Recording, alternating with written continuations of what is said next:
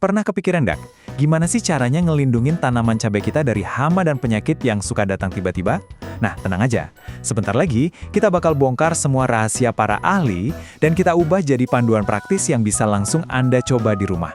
Kita ngomongin cabai nih. Ini bukan sekedar bumbu dapur loh. Ini tuh komoditas global yang nilainya miliaran dolar. Tapi yang lebih penting, cabai itu udah jadi bagian dari hidup kita kan? Mulai dari sambal di meja makan, sampai masakan andalan di restoran favorit. Tapi sayangnya, ada ancaman diam-diam yang bisa merusak itu semua. Nggak peduli Anda petani besar atau cuma hobi nanam di pot, ada aja musuh tak kasat mata yang siap menyerang kapanpun.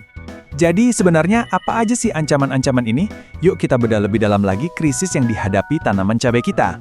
Kita cari tahu siapa biang kerok di baliknya. Coba bayangin, ada dunia tersembunyi di kebun kita yang isinya ancaman semua. Ada hama yang asyik makanin daun, mikroba yang bikin busuk dari dalam, sampai virus yang bikin tanaman jadi kerdil. Ini nih kenyataan yang harus dihadapi tanaman cabai kita. Oke, kalau mau menang, kita harus kenal dulu siapa musuhnya. Sekarang, yuk kita main detektif-detektifan. Kita identifikasi para tersangka utamanya satu persatu. Oke, tersangka pertama kita, tunggal laba-laba. Jangan sampai ketipu sama ukurannya yang super mini ya. Soalnya makhluk ini tuh kayak vampir buat tanaman. Mereka nusuk bagian bawah daun, terus nyedot cairannya sampai kering. Wah, jahat banget kan? Terus, gimana cara kita tahu kalau pelakunya itu tungau laba-laba?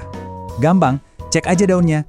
Kalau ada bintik-bintik kuning atau warnanya jadi kayak perunggu, apalagi kalau udah parah sampai ada jaring-jaring halus, nah itu dia jejak kejahatan mereka. Lanjut, tersangka kedua, thrips. Kalau yang ini kelakuannya lebih barbar. Mereka itu kayak perusak, kerjaannya nyabik-nyabik jaringan daun cuma buat minum getahnya. Bener-bener brutal. Tanda-tanda kalau thrips lagi beraksi, itu biasanya daunnya jadi berbintik, keriting, terus ada kilau keperakan gitu. Dan kalau Anda lihat ada bintik-bintik hitam kecil, itu kotoran mereka. Bukti yang nggak bisa dibantah lagi. Tersangka ketiga kita, kutu daun. Ini mungkin yang paling sering kita dengar ya. Mereka ini persis kayak lintah kecil, datangnya keroyokan, nempel, terus pelan-pelan nyedot kehidupan tanaman kita sampai habis. Selain bikin daun jadi berbintik dan tanaman jadi kerdil, kutu daun ini ternyata punya senjata rahasia. Dan jujur ini yang bikin mereka jadi jauh lebih bahaya. Nah, ini dia poin kuncinya. Ancaman terbesar dari kutu daun itu bukan getah yang mereka sedot, tapi apa yang mereka tinggalkan di belakangnya. Mereka itu ibarat jarum suntik berjalan yang kotor, menyebarkan virus mematikan langsung ke sistem peredaran darah tanaman. Oke, kita udah kenalan sama para pelaku yang kelihatan mata. Sekarang waktunya kita selidiki komplotan mereka yang nggak kelihatan. Para penyerbu mikroskopis. Jadi ada 3 virus utama nih, mosaik mentimun, tembakau, sama alfalfa. Dan tebak siapa kurirnya? Yup, kutu daun lagi. Coba perhatikan deh pola aneh kayak mosaik di daun tanaman Anda. Itu tanda khas infeksi virus yang nggak boleh diabaikan. Ada lagi nih, penyerbu lain namanya bercak daun bakteri.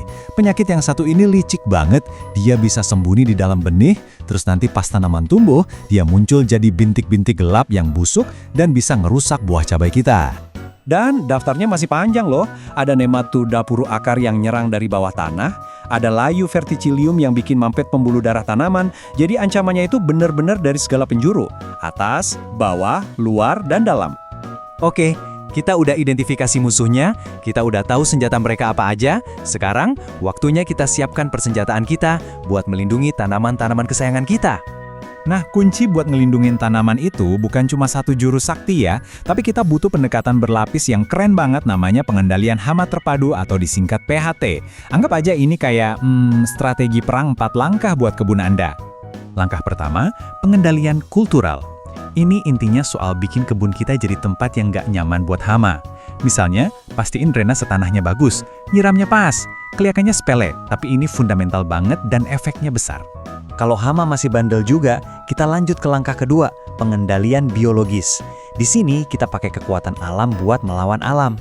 Bisa pakai semprotan dari daun nimba, atau bahkan ngelepasin serangga baik yang jadi predator. Ini kayak manggil pasukan bantuan gitu deh. Dan hanya kalau semua cara tadi udah dicoba dan nggak berhasil, baru kita pakai pilihan terakhir, pengendalian kimia.